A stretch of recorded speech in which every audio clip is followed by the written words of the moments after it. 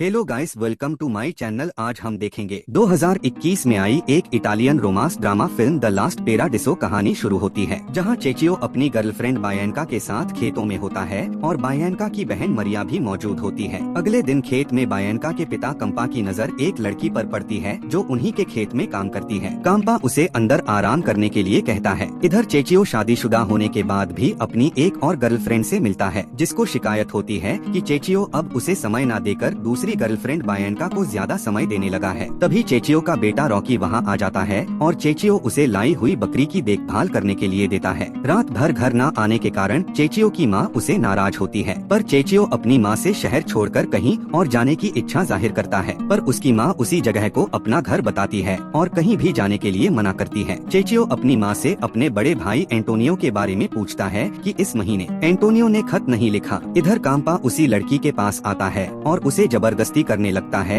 और मारिया यह सब चुप कर देख लेती है। सारे किसान मेयर से पैसा ले रहे होते हैं, पर मेयर उनको कम पैसे देकर निपटा देता है। इसी बीच चेचियो वहां आता है और किसानों का माल खरीद के उनको मेयर से ज्यादा पैसे देने की बात करता है। चेचियो की बात सुनकर मेयर वहां से चला जाता है और बायनका के पिता कंपा की इस हरकत के बारे में बताता है। सुबह चेचियो घर आता है तो उसकी बीवी उस पर चिल्लाने लगती है और पूछती है कि रात भर तुम कहाँ थे। चेचियो उसे इग्नोर कर सीधे बायनका से मिलने खेत जाता है, जहाँ चेचियो से दूसरे शहर ले जाने की बात करता है और दोनों इंटीमेट हो जाते हैं। रात होने पर कंपा को अपने घर पर बुलाता है और उससे पूछता है कि क्या वो उसकी बेटी को जानता है, और इससे पहले कि चेचियो कुछ बोले बायनका उसे जाने से इनकार कर देती है। कंपा चेचियो से मेयर के साथ हुए झगड़े के बारे में पूछता है और चेचियो बताता है कि कोई भी आदमी किसानों का पैसा नहीं खा सकता है और अगर कोई चेचियो के बीच आया तो बुरा हो जाएगा, और यह कहकर वहाँ से चला जाता है। अगली हीरा चेचियो से मिलने उसके घर जाता है और बायनका को कमरे से बाहर निकलने के लिए कहता है। दोनों एक भूसे के ढेर से भरे रूम में जाते हैं जहां दोनों इंटीमेट हो जाते हैं और रात भर वही रहते हैं। सुबह होने पर बायनका बीती रात के बारे में मारिया को बताती है और मारिया उसे पागल कहने लगती है। उसी दोपहर बायनका चेचियो से मिलने जाती है, जहां चेचियो उसे 3 दिन में वह जगह छोड़कर अपने भाई एंटोनियो के पास चलने की बात करता है और गले लग जाता है। उधर कंपा के लिए काम करने वाला आदमी बायनका और चेचियो को साथ देख लेता है और कंपा जाके बता देता है। कंपा यह जानकर बौखला जाता है और मारिया को बुलाकर उसे बायनका के बारे में पूछता है। मारिया झूठ बताती है कि बायनका अपनी आंट के पास गई है। बायनका के आने पर कंपा उसे अंदर बुलाता है और पूछता है कि आंटी कैसी है, तो बायनका कहती है कि वह ठीक है। फिर कंपा बायनका को बजलन औरत बोलता है और बायनका यह सुनकर अपने कपड़े उतार देती है और पूछती है कि क्या हुआ, आपको यह पसंद नहीं आया? आप तो छोटी लड़कियों के साथ जबरदस्ती करते हैं, तब आपको ख्याल नहीं आता है। फिर मारिया बायनका को ले जाती है। 2 दिन बाद रात में चेचियो अपना घर छोड़ने के बारे में सोचने लगता है और मन बना के बायनका के घर उसके पिता से मिलने जाता है, जहां उनको एक खत देता है जिसमें चेचियो ने काम छोड़ने की बात लिखी होती है। कंबा खत न पढ़कर चेचियो को उस उपजाऊ खेत को दिखाने लगता है और अचानक पीछे से चेचियो के सर पर मार देता है, जिससे वह मर जाता है। मरने के बाद कंपा उसका गुप्त अंग भी काट देता है और फिर उसकी लाश को उसके मोहल्ले में भेज देता है। चेचियो की मौत की खबर सुनकर पूरा गाँव सदमे में आ जाता है और बायनका का भी अपने पिता को कोसने लगती है। इधर एंटोनियो को उसके भाई की मरने की खबर मिलती है और वह अपने गांव के लिए निकल जाता है। गांव पहुंचकर एंटोनियो पुलिस से पूछता है कि चेचियो का कातिल मिला कि नहीं है, तो पुलिस कहती है कि अभी कोई लीड नहीं मिली है। कुछ पता चलने पर पुलिस उसे इन्फॉर्म कर देगी और एंटोनियो वहां से निकल जाता है। अगली सुबह एंटोनियो बायनका के घर जा रहा होता है कि तभी कंपा का नौकर उसे देख लेता है और घर जाकर बायनका को रस्सी से बांध देता है और फिर कंपा और उसका नौकर बाहर आते हैं। एंटोनियो पूछता है कि तुमने मेरे भाई को क्यों मारा? कंपा कहता है कि वो मेरी बेटी को भगाना चाहता था, इसीलिए, और तुम भी यहाँ दोबारा मत दिखना वरना तुम भी नहीं बचोगे। और यह कहकर कंपा अंदर चला जाता है। वहाँ से निकलने के बाद एंटोनियो अपनी फैमिली से मिलता है और फिर पेरिस के लिए निकल जाता है। रात में एंटोनियो पेरिस के लिए बस पकड़ता है और बस में बैठे हुए सोचता है कि उसने क्या किया। फ्लैशबैक जाते हैं जहाँ कंपा अस्तबल में जाकर के अपने घोड़ों को खाना खिला रहा होता है कि अचानक पीछे से एंटोनियो उसके सर पर मारता है, जिसे वह मर जाता है। तभी वहाँ नौकर आ जाता है और एंटोनियो उसे भी मार देता है और उनकी शर्ट को एंटोनियो गांव के चौराहे पर फेंक देता है, जिसको देखकर चेचियो की बीवी भी खुश हो जाती है और समझ जाती है कि एंटोनियो ने उन्हें मार दिया है। कुछ देर बाद मारिया और बायनका को भी पता चल जाता है कि चेचियो के घर वालों ने उसके पिता और नौकर को मार दिया है। पिता के मर जाने के बाद मारिया और बायनका जहाँ भी जाते थे लोग उनका बहिष्कार करते थे, जिससे आप दोनों चोरी करने पर मजबूर हो जाते हैं। कुछ दिन के बाद बायनका का मेयर के घर उससे मदद मांगने जाती है, जहाँ मदद करने करने के बदले में मेयर उसके साथ जबरदस्ती करने की कोशिश करता है, पर बायनका उसके पैर पर चमच घोंप देती है और वहाँ से भाग जाती है। इधर एंटोनियो अपनी गर्लफ्रेंड को चिट्ठी लिखता है कि वह हमेशा हमेशा के लिए घर वापस जा रहा है। घर वापस आकर एंटोनियो अगले दिन बायनका के घर उससे मिलने जाता है, जहाँ एंटोनियो की नजर बायनका की माँ की तस्वीर पे पड़ती है और तस्वीर देख एंटोनियो वहाँ से चला जाता है। एंटोनियो फिर अपने पिता से मिलने जाता है, जहाँ वह उन्हें बताता है कि वह बायनका के घर गया था। एंटोनियो उन्हें बताता है कि बायनका की माँ की तस्वीर उसी औरत की तस्वीर से मिलती है जो एंटोनियो ने अपने बचपन में अपने पिता के पर्स में देखी थी,